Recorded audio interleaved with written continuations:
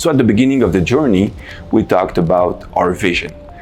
And to achieve our objectives, we need a way to measure ourselves. And this is done through the KPIs.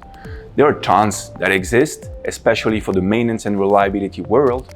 The most important thing is that you choose the ones that fit the most your reality. Now remember, there are two types of indicators, the leading and the lagging. The lagging indicators are indicators that tell you how good you've done in the past, and the leading are indicators that tell you how good you will do in the future.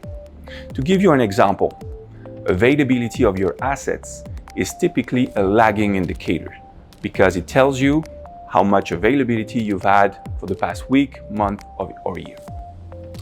When it comes to PM compliance, on the other hand, this is a very good leading indicator because how good you've done with your preventive maintenance program will tell how good you're going to be in the future.